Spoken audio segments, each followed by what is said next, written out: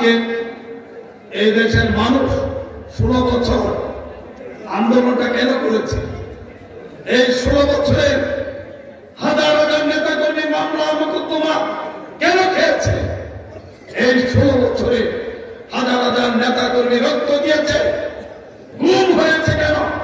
বাংলাদেশের মানুষ একটা নিরপেক্ষ সরকারের অধীনে নিরপেক্ষ একটা নির্বাচন চায়।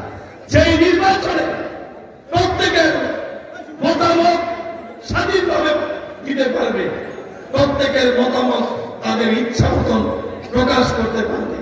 সেটার জন্যই আমাদের দীর্ঘ 16 বছর আন্দোলন।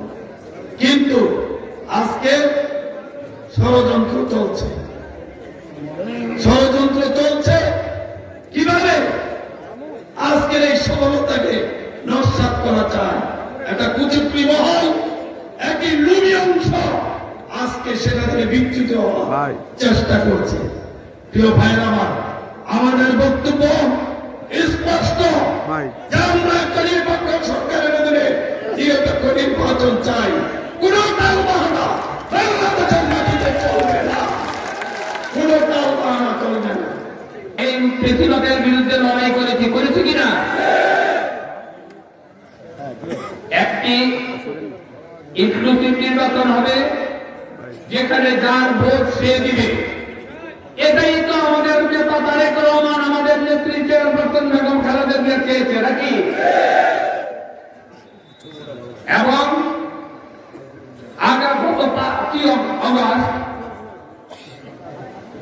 ছাত্র জনতা বলি আমরা, আসলে 5 অগস্টের ফেসিবাদের পলায়নের পিছনে গত 15 বছরে বাংলাদেশ জাতীয়তাবাদী দলের অবদান 90% ছিল।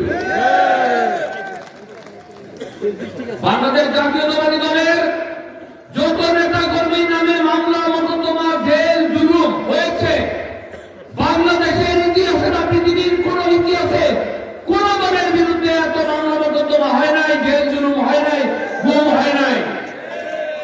সুতরাং আমাদের এখন একটাই চাওয়া, একটি সুষ্ঠু নির্বাচন।